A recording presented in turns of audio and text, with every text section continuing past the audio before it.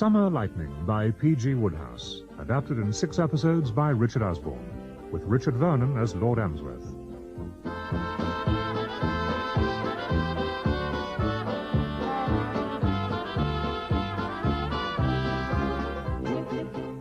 Episode 5, Painful Scene in a Bedroom.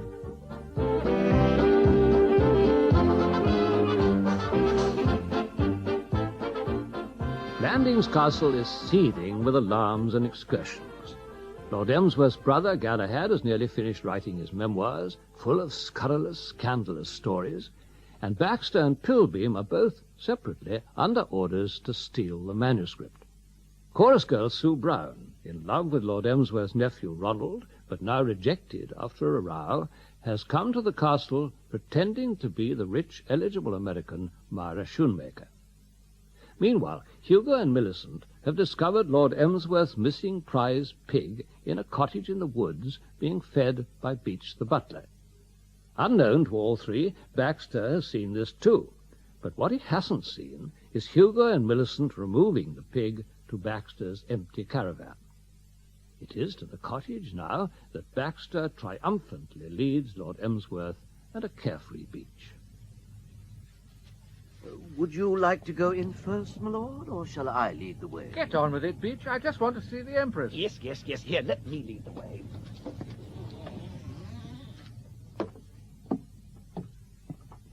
She's over there. Where, Baxter? She was here. Where's she gone? Is this your idea of a joke? If so, I find it in very bad taste. You have slandered Beach, you have raised my hopes, and now I think I've caught a cold. Lord Emsworth, I assure you the pig was here with Beach. Should we not be getting back to the castle, my lord? You have to change and go and dine at Sir Gregory's this evening. Yes, thank you for reminding me, Beach. Baxter, my dear fellow, perhaps you'd better have an early night. Tomorrow morning you will have forgotten about pigs in gamekeepers' cottages and all that sort of thing. Lord Emsworth, I could have sworn... You did, my dear fellow, but we'll forget that. It's this changeable weather, perhaps. I remember when I was a boy, I was sure I had seen a cat with flaming eyes. They put me to bed with a glass of hot lemon, and I was perfectly clear-headed in the morning. I can't understand it. I suggest you go back to London soon and see a good man about your eyes. Tell him we've been seeing things. Need a change of spectacles, perhaps. Beach, look after him, will you? Would you care for a whisky and soda before dinner, Mr. Baxter? No, just leave me alone. I could have a dinner tray sent up to your room later, sir. Beach, will you go away? Very good, sir. Sir? Ah, good evening. I thought I might find you here in the smoking room. You must be Baxter. My name's Pilbeam, private inquiry agent. We haven't been introduced. I've been wanting to talk to you. We have something in common. What do you mean? The memoirs. What memoirs? Come on, Baxter, let's put our cards on the table. I know and you know that we're both here to get old Galahad's book. Well? I'll be honest with you, Baxter.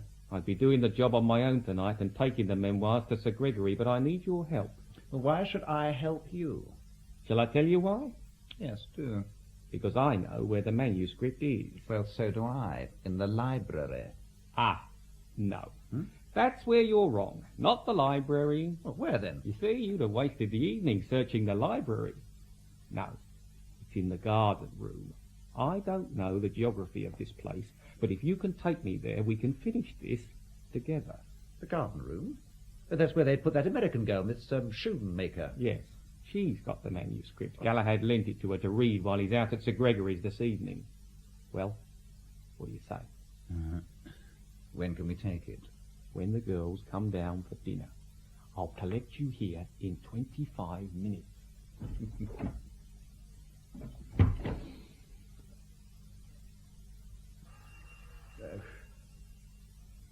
Beach! Beach! Where is the fellow? I suppose I'd better answer it. Hello? Hello, speak up. Blandings Castle? Yes. Post office speaking. Telegram for Lady Constance Keeble. Oh, she's out, I'll take it. Handed in Paris, 5 p.m. today. Where? Paris, in France. Yes, I know. The message reads as follows. Terribly sorry hear news. Stop. Quite understand. Stop. Am returning to New York at end of month. Stop. Hope I may arrange visit Blandings when I return next year. Stop. Regards, Myra Shoemaker. What? Shall I repeat that? No, just the name. Myra Shoemaker. Thank you. Myra Shoemaker. From Paris? So who's the girl upstairs in the garden room?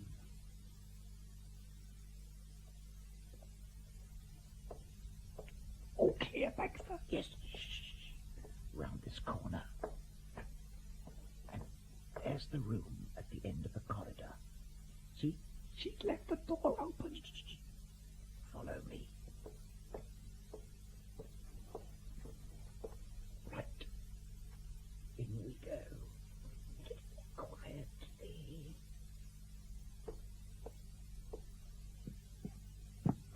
Good. The room's empty. I'll search over here by the bed. And I'll look in his desk by the door. I'll ask Thomas to bring up a tray for your dinner, Liz. She's out there on the balcony. Thank you, Beach. I'll have it inside. And she's coming in. Oh, miss, don't forget your manuscript.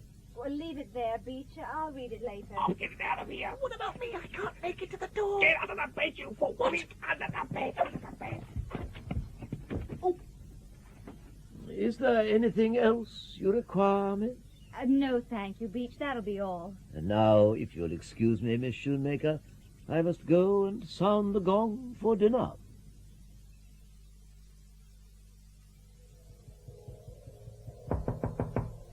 Oh, come in, come in. Oh, it's you, Hugo. Hello, Ronnie. Not dressed for dinner yet? The gong's gone. I don't want any dinner. No dinner? Looks as though I'll have to don the nose bag alone. Beach tells me that Baxter also will be absent from the trough. Where are the rest of them? Well, didn't you know? They're dining over at old Parsloe's, your aunt, Lord Emsworth, old Galahad and Millicent. I see. I say. Hmm? Ronnie, old man. Yeah? While we're on the subject of Millicent, you know that engagement of yours? Yes. What about it? Well, it's off. Off? O-F-F. Off. Right off. She changed her mind. She's going to marry me. She asked me to break it to you gently that she proposes to return you to store. That's the first piece of good news I've had for a long time. You mean you don't want to marry Millicent, Shropshire's leading seraph? I'm no more in love with her than she is with me. I've no objection to Millicent as a wife, provided she's someone else's wife. Oh, now I see it. You grabbed Millicent to score off Sue, and she grabbed you to score off me, and now I suppose you're fixed up with Sue again. I'm not. You're not? I think you're being very hard on that poor little girl, Ronnie. I don't want to talk about it. If you want to talk about anything, I suppose you realise the family will squash the idea of you and Millicent being engaged. Squash it flat. Oh, no, they won't. You think my Aunt Constance is going to leap about and bang cymbals? Oh, the Keeble, I admit, may make her presence felt to some extent, but I rely on the Ninth Earl's support and patronage. Before long, I shall be causing the Ninth to look on me not as a secretary, but as a son. How? Never mind, I have my methods. But first, I've got a job to do. That pustule Pilbeam. I must get hold of him and wring his neck. Pilbeam? So he's here, is he? That snake in the grass. Let me get my hands on him too. Right. You look for him up here, and I'll try downstairs. Yes, good idea. No luck there. I wonder where the blighter is. By God, there he is! Hey, Pilbeam! Fish! I want a word with you. No, I just remembered. I've left something in my room. Oh, no, you don't, Pilbeam. Pilbeam? Pilbeam? Pilbeam, where are you? Oh. Ah, there you are. In the wardrobe. Damn, locked. All right, Pilbeam. Right, jolly-ho. I can wait. Be reasonable, Fish. I know what you're worried about, and I can explain everything. You can you? That night at Mario's, I mean. I knew Miss Brown was going there that night with Mr. Carmody. I only wanted to meet her, but it was a mistake. She didn't want to meet me. And if you think she is fond of me, I give you my solemn word, she can't stand the sight of me. Look, come out of that cupboard. Look here. Are you Ronnie? I don't want any of your dash cheek. Because if you are, you're the fellow she's come here to see. She told me so in the garden this evening. What's that? Who? Sue Brown. She came here calling herself Miss Schoolbred or something just to see you. Say that again.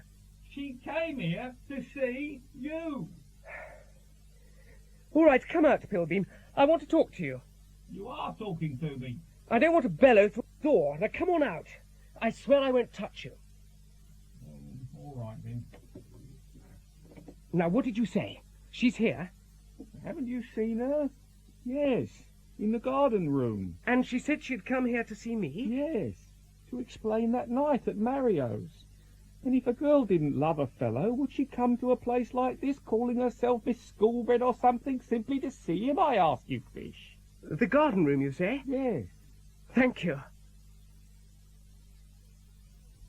Oh, Sue. Oh, Ronnie. Why didn't they tell me you were here all the time? Oh, Ronnie. Sue, I've been a beast, a brute, a swine. Oh, Sue, I'm so sorry. Will you forgive me? I'm a cad, a tick, a perishing outsider. You're not. I am. Oh, Sue, let me... Oh. Just a minute, darling. Come in. Excuse me, miss. Your dinner? Put it on the table, Beach. Very good, miss. Good evening, Mr. Ronald. I did not mean to interrupt. You know this young lady, Beach? Oh, yes, sir. Miss Sue Brown, and she is employed in the chorus at the Regal Theatre.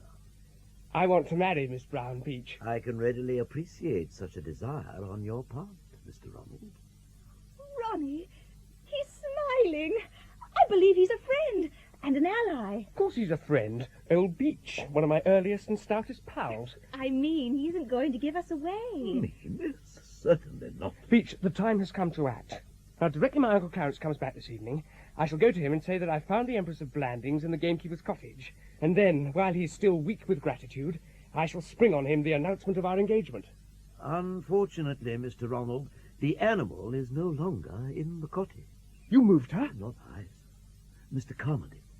At the time, I thought you would be glad to know that you could no longer be held responsible for her disappearance. Nor could I. Mr. Carmody took the Empress out of the cottage and deposited her in some place of which I am not cognizant. Oh, God! Sue, darling, I can't explain it all now, but if we don't get this pig back, we're in the soup. I wish I could help, sir, but I must go and prepare the cocktails before dinner.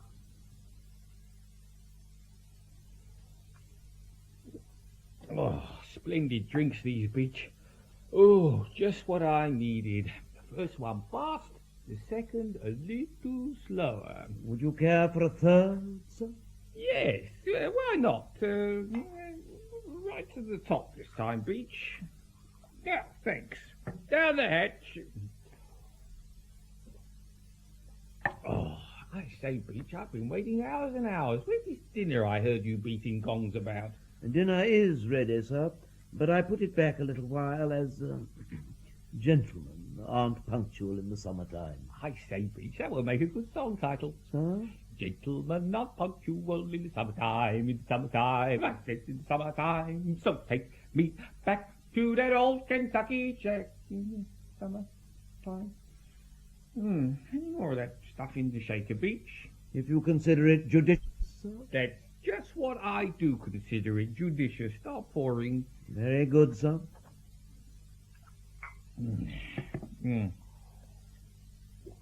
Oh, I could tell you something about Mr. Carmody, too, Beach. I saw Mr. Carmody when Mr. Carmody didn't see me. Indeed, sir. I think Mr. Carmody will be down shortly, and Mr. Ronald. Oh, that Ronnie. Yeah, the tough baby. Do you know what he did just now? Tried to murder me. And you know why? Couldn't say, sir. Of course you couldn't. How could you? You don't know. That's why I'm telling you. Well, listen.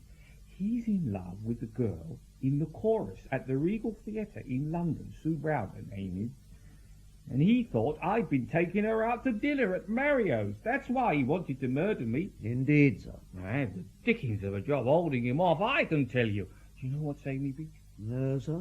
Presence of mind. I put it to him, to Ronnie. I put it to Ronnie as a reasonable man, that if this girl Sue Brown loved me, would she come all the way to Blandings pretending to be Miss Schoolbread shoemaker simply so as to see him? Ah, there you are, Pilbeam. Hello, Carmody. Leave us, Beach. Sir? Pop off. Very good, sir. I've been looking for you, Viper. Have you, Carmody? I've been looking for you, too. Got something I want to talk to you about. Each looking for each. Or am I thinking of a couple of other fellows? Oh, never mind. Come right in, Carmody, and sit down. Good old Carmody. Jolly old Carmody. Well, well, well, well. I don't know if you're aware of it, you worm, Pilbeam, but you came jolly near to blighting my life. Listen to me while I tell you of the Spaniard who blighted my life. Ta-la-la, ta-la-la. How did I blight your life, Carmody? Confide in me. I like your face. Yeah, well, some days ago... Speak up, Carmody. Don't mumble. Some days ago, I called at your office. We talked of this and that, and after I left, I discovered that at my departure, you had set your foul spies on my trail and made them report on my movements. The result was that I came jolly close to having my bally life ruined. Speak up, Carmody, you were saying?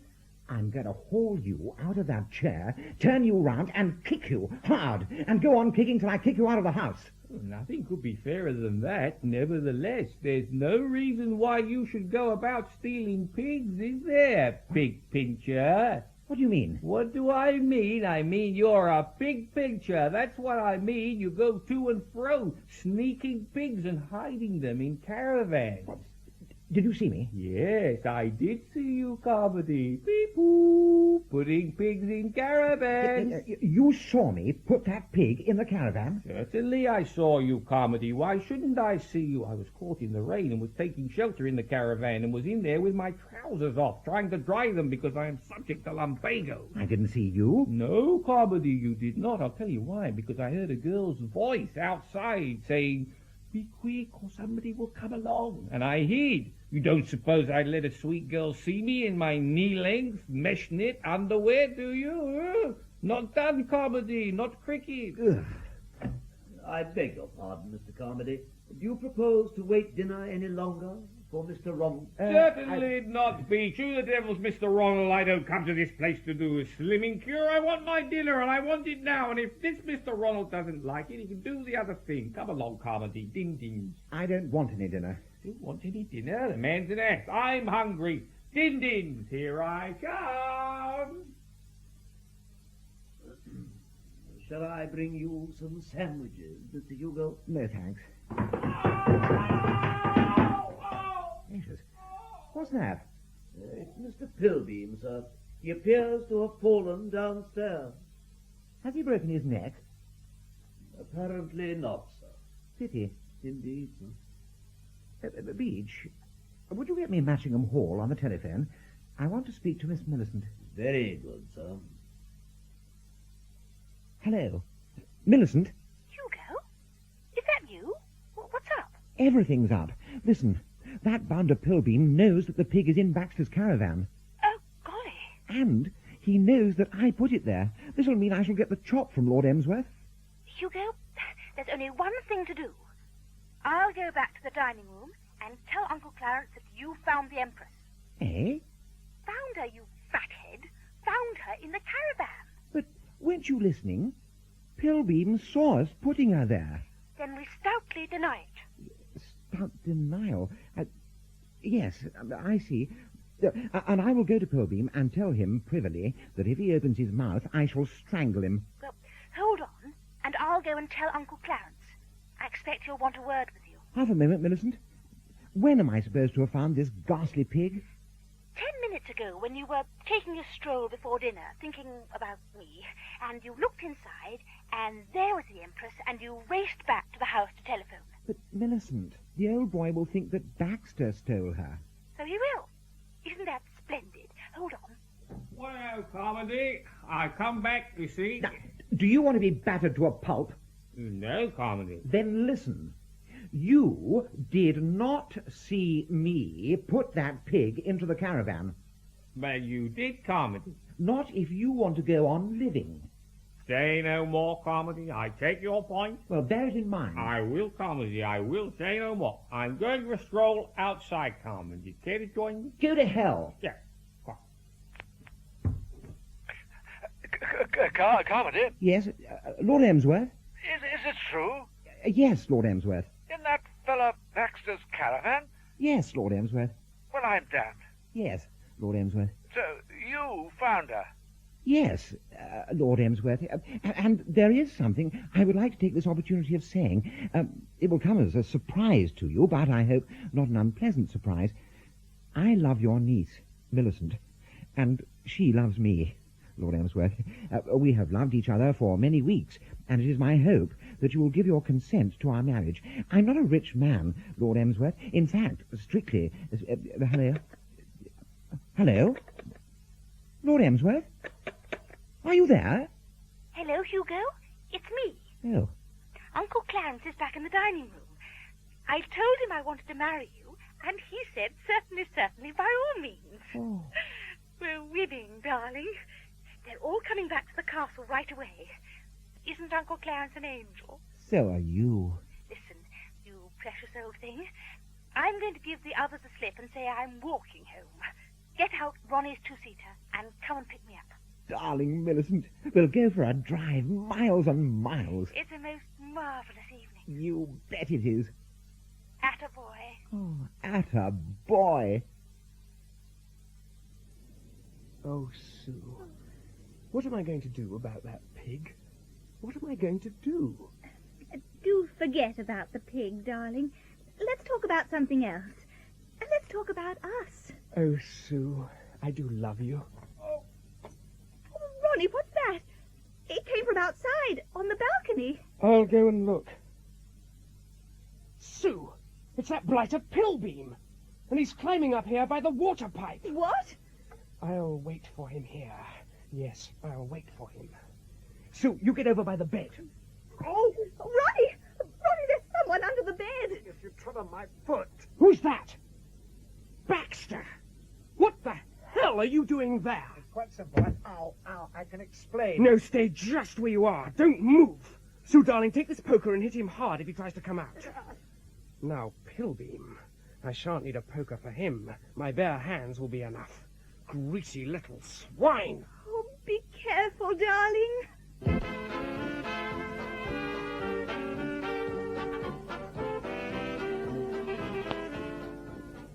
Summer Lightning by P.G. Wodehouse, adapted in 6 episodes by Richard Osborne, with Richard Vernon as Lord Emsworth and Ian Carmichael as the Honourable Galahad Threepwood.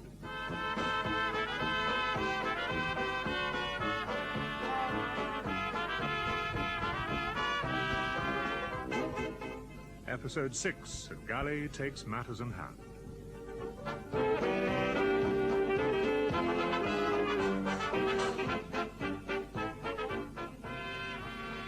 There are breaks in the clouds over Blandings Castle. The two young couples have resolved their foolish quarrels. Hugo and Millicent have driven off into the sunset, and Ronnie and Sue have kissed and made up. Lord Emsworth has heard that his prize pig, which was lost, has been found again. But the scurrilous memoirs that Lord Emsworth's brother Galahad has nearly finished writing, these are still a bone of contention. Two powerful forces, Lady Constance and Sir Gregory Parsloe, terrified of the scandals the memoirs will unearth, have set their agents to finding the manuscript, stealing it, and destroying it. Baxter and Pilbeam know it's in the garden room, but they've been interrupted in their search for it. Baxter has gone to ground under the bed, while Pilbeam has escaped, filled himself with Dutch courage, and, well, as the car brings Lord Emsworth and the other diners back to the castle, who is this caught in the headlights, climbing up a water pipe to the garden room balcony? I say, Constance, Galahad, do you see what I see? Where? What? It's a man. He's climbing up the side of the house. You're right, Clarence. He's gone into the garden room. It must be Baxter. Nobody else would climb water pipes at night. I told you he was potty. Clarence, don't be an idiot. I'm sure it's him. Fool, stop the car. We'll get him indoors, Galahad. I'm sure you're making a fuss about nothing, Clarence. I know it's Baxter. I know it is. Stop that man! Stop that man! Collar him, someone! Don't touch me! Let me go! Help! Stop him, you rotter! God bless my soul. Who was that? It was Ronald chasing someone. Baxter? I can't find my spectacles. Clarence, don't be absurd. That wasn't Baxter. Your friend Pilbeam, Clarence, in a hurry. More like a startled gazelle than an inquiry agent. And leaving a strong whiff of alcohol behind him. Pilbeam? Yes, tight, I'd say, but moving well. Pilbeam? Then Baxter must be still upstairs. The man's potted, stark, staring mad. We must go up and deal with it. Hold hard, I must prepare myself. Wait there. Where are you going, Clarence? Your tea. Oh, what's the old fool up to now? I don't know, but I've never had such a good evening. Ha ha ha! That'll make at least 3 pages in my book. Galahad, you will not put this in your memoirs. The very idea. I'm ready now. Follow me. Good heavens, he's got a gun. Gun? He's going upstairs with it. It looks like mine. I hope he cleans it properly after he's used it. Don't just stand there, Galahad. We must stop him before he does something silly. You're quite right, Constance. We don't want him doing himself an injury. Baxter, are you there? Baxter, I'm coming in. Oh, Lord Emsworth, I'm so glad you've come. Miss Shoemaker. Did you see Ronnie? He was chasing Mr. Pilbeam. And there's a man under the bed here, too.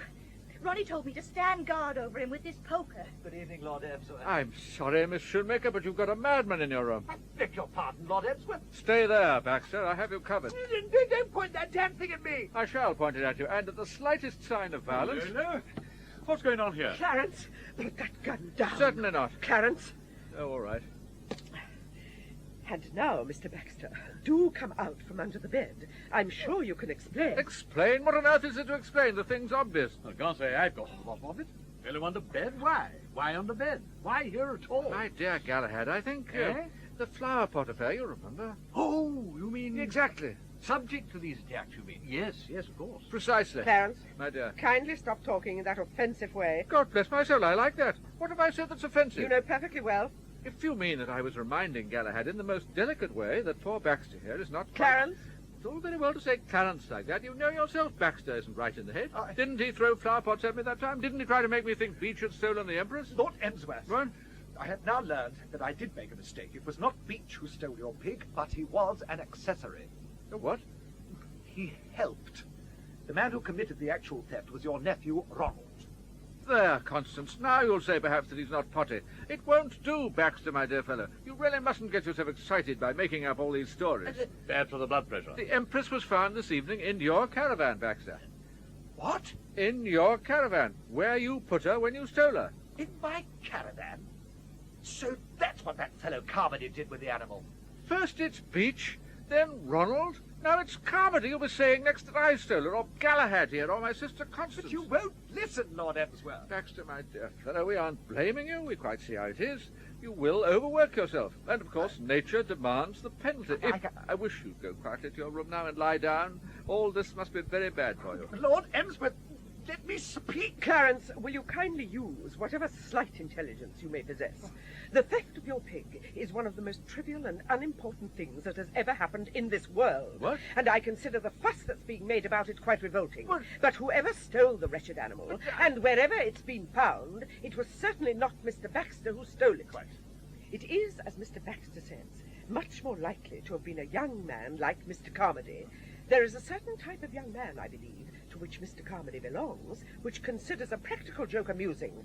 What earthly motive would Mr. Baxter have for coming to Blandings and stealing pigs? And what motive had our friend Baxter for coming to Blandings and scaring Gail stiff by hiding under beds? Ask yourself, Constance, what earthly motive Baxter has for anything he does. Mr. Baxter, please tell us what really happened.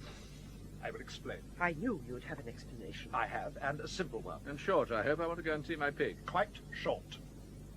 While you were out at dinner, Lady Constance, a telegram came for you on the phone from a Myra shoemaker in Paris. From Paris? But Myra, you're here. Oh, I was afraid this would happen. So, Lady Constance, on your behalf, I came to confront this lady here who calls herself Myra Shoemaker. Of course she calls herself Miss Shoemaker. It's her name, my dear fellow. It is not her name. Baxter, you're only exciting yourself going on like this. Now, what I suggest is you go to your room and put a cold compress on your forehead and lie down and take a good rest. I'll send Beach up to you with some arrowroot or some nice hot bread and milk. Rum and milk, the only thing. I knew a fella in the year 96 who was subject to these spells. You'll probably remember him, Clarence. Bellamy. Balmy Bellamy, we used to call him. And whenever... Her name is Brown. What? Brown. Sue Brown. She is a chorus girl at the Regal Theatre in London, and she is apparently engaged to be married to your nephew, Ronald.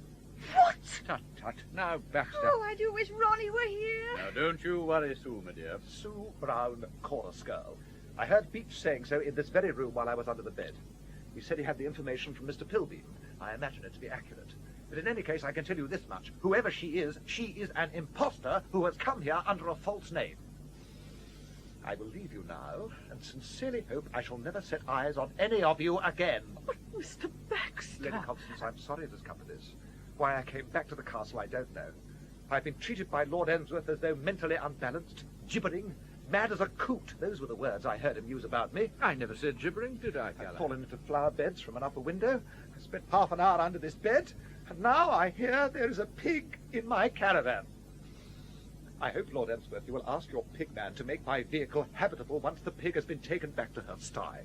Goodbye. Oh, Fish! Can't you look where you're going, you clumsy idiot? Baxter, you're in a hurry. You're going somewhere? Yes, away from this castle! Well. Did you catch Pilbeam, Ronald? Damn it, no. I lost him in the shrubbery. What's been happening here? You're just in time, Ronald. We've just been told the identity of this young lady. Perhaps we can ask you for an explanation now, Miss Brown. Oh, Ronnie, help me. Mr. Baxter has told Lady Constance who I really am. Yes, she's my fiancée. Your fiancée? I don't think. Ronald, who is this girl? Is her name Brown, and is she a chorus girl? Well, yes. As a matter of fact, she is. I've been meaning to tell you. We're engaged. She said she'd marry me. Clarence? No? You heard? Heard what? If you have not been sufficiently interested to listen, I may tell you that your nephew and ward, Ronald, has just announced his intention of marrying into the Regal Theatre Chorus. Oh. I was wondering whether Baxter would have fed the Empress properly. So that's all the comment you have to make, is it? What about? About Ronald and this chorus girl. This is Ronald. He is anxious to marry Miss Brown, a chorus girl. This is Miss Brown. How do you do, Miss Brown? She isn't an ordinary chorus girl. From the fact of her coming to the castle under a false name, I imagine not. It shows unusual enterprise. She isn't an ordinary chorus girl, though I'd have fallen in love and wanted to marry her just the same if she had been. What I mean... I know what a bally snob you are, Aunt Constance. No offence, but you know what I mean, keen on birth and family and all that sort of rot. What I'm driving at is that Sue's father was in the Guards, the Irish Guards. A private or a corporal? A captain, a fellow named... what, Sue? Cotterley. Yes, Cotterley. Cotterley? Not Jack Cotterley. I don't know if it was Jack. The point I'm making is that he was a Captain Cotterley of the Irish Guards. Was it Jack Cotterley, Sue darling? Yes, why? My dear, was your mother Dolly Henderson, who used to be a Syrio at the Alhambra, the Old Oxford, and the Tivoli? Yes, she was. Well, I'm dashed. I really am dashed. Sue, I've been trying to think all this while who it was you reminded me of. My dear girl, do you know that in the years 96, 97, and 98, I was madly in love with your mother myself? Do you know that if my infernal family hadn't shipped me off to South Africa, I would certainly have married her? They got behind me and shoved me onto the boat, and when I came back, I found that young Cotterley had cut me out. Well, Never mind about all that now, Galahad. The point is... The point is that young Fish, Ronald Fish, wants to marry Dolly Henderson's daughter, and I'm for it. And I hope, Clarence, you'll have some sense for once in your life and back him up like a sportsman. Eh? But you see for yourself what a splendid girl she is. Who? This girl. Charming. Clarence, Eh? you are not to consent to this marriage. Who says so? I say so. And think what your sister Julia will say, Ronald's mother. You think Julia won't like it? Of course Julia won't like it. Julia's an ass. You think Julia will make herself unpleasant about it? I do indeed. In that case, I'll see you all later. I'm going out to look at my pig. He's impossible. Clarence! Clarence! Come back! Come back! Ronald, it's a shame to inflict these fine old English family rows on a visitor. What Sue needs now is some rest and quiet. Come along, we'll leave her. The place to continue this discussion is somewhere outside this room. Oh. Cheer up, my dear. Everything may come out all right yet, if I have my say. It's no good. Don't you be so sure. I tell you one thing. I'm jolly well going to marry you, Sue, if you'll have me whatever happens. And that's that. Good heavens, I can work, can't I? What at? Why, at anything. The market value of any member of this family is about threepence halfpenny per annum. No, what we've got to do is to get round my brother, poor old Clarence, somehow, and that means talk and arguments. Come along, my boy. You never know your luck. I've seen stickier things than this come right in my time. Oh, what am I going to do? What am I going to do? Ronnie, is that you? Oh, it's only me, I'm afraid, my dear. May I come out on your balcony? If you like. Thank you. God bless my soul, as my brother would say. What a lovely night. Yes. You don't think so? Well... No, I bet you don't. I know I didn't when my old father put his foot down and told me I was leaving for South Africa on the next boat. It was just such a night as this then. I never saw your mother again after she married. No? No. She left the stage. I was rather busy at the time. A lot of heavy drinking to do and so forth. Somehow we never met again. Next thing I heard 2 or 3 years ago was that she was dead. You're very like her, my dear. I can't think why I didn't spot the resemblance straight away. Now, about young Ronald. What about him? Fond of him? Yes. I mean, really fond. Yes. How fond? I can't put it into words. Try. No. Everything you say straight out about the way you feel about anybody always sounds silly. Besides, to you, Ronnie isn't the sort of man you could understand anyone raving about. You look on him as something quite ordinary. If that. Yes, if that. Whereas to me, he's something rather special. In fact, if you really want to know how I feel about Ronnie, he's the whole world to me. There, I told you it would sound silly. It's like something out of a song, isn't it? I've worked in the chorus of this sort of thing 100 times. 2 steps left, 2 steps right, kick, smile, both hands on heart, because he's all the world to me. You can laugh if you like. I'm not laughing, my dear. I just wanted to be quite sure you were really fond of that young fish. I wish you wouldn't call him that young fish. I'm sorry, my dear. Seems to describe him so neatly. You love him? Yes, I've told you. Because I fixed it all up. What? Yes, it's all settled. And I've told young Ronald. He was doing spring dances round the billiard table. I asked him to give me 10 minutes alone with you before he comes up. You mean they'll accept me? I don't say that you can actually count on your aunt-in-law's embrace, my sister Constance. In fact, if I were you, I wouldn't risk it. She might bite you. But apart from that, everything's all right. The wedding bells will ring out. But how? Why? What's happened?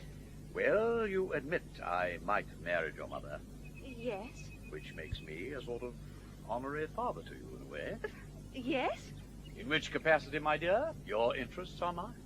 More than mine, in fact. What do you mean? Well, the fact of the matter is, my dear, knowing how strongly my sister Constance has always felt on the subject of those reminiscences of mine, I went and put it to her squarely. Clarence, I said to her, is not the sort of man to make any objection to anybody marrying anybody, so long as he isn't expected to attend the wedding. You're the real obstacle, I said, you and Julia. And if you come round, Connie, you can talk Julia over in 10 minutes. You know she relies on your judgment. And then I said that if she gave up acting like a barbed wire entanglement in the path of true love, I would undertake not to publish the reminiscences. Oh, but you mustn't. You mustn't. Oh, now, come down. Nothing extraordinary in that, is there? One pal helping another? Oh, I don't know what to say. Then don't say it. Oh. My, bless you, I don't care whether the damn things are published or not. At least, well, no, certainly I don't. Only cause a lot of unpleasantness. Besides, I leave the dash book to the nation and have it published in 100 years and become the peeps of the future, what? Best thing that could have happened. Homage to posterity and all that. Oh, thank you. It's a shame, though, that the world will have to wait 100 years before it hears the story of young Gregory Parsloe and the prawns. Did you get that far when you were reading the manuscript this evening? I'm afraid I didn't read very much. I was thinking of Ronnie rather a lot. Yes, I could see that. Otherwise, you'd have read about your mother and me. All right if I join you now. Oh, Ronnie. Your 10 minutes is up, Uncle Gally. Sue, darling, you've heard what he's done? Ronnie, you never told me you had an uncle who could work miracles. Oh, come now. Oh, Gally, you've been wonderful. You don't mind if I call you Gally? Better than having to call me father. You wouldn't have been so pretty if I'd been your father. Your mother chose a better-looking man, damn it. Poor Gally. Sue, darling, if that hellhound Hugo hadn't pinched my two-seater to go courting in the country lanes with Millicent, I'd carry you down and drive straight to Lambeth Palace and be on the doorstep of the Archbishop of Canterbury first thing tomorrow. Why the Archbishop? He sells special licenses for couples who want to get married immediately. Oh. Isn't that right, Uncle Gally? I'm just an old bachelor, Ronald. No good asking me. Sue, my dear, my memoirs may not be published in your lifetime. So come to me one day when you are Mrs. Ronald Fish, and I'll tell you the story of Tubby Parsloe abroad.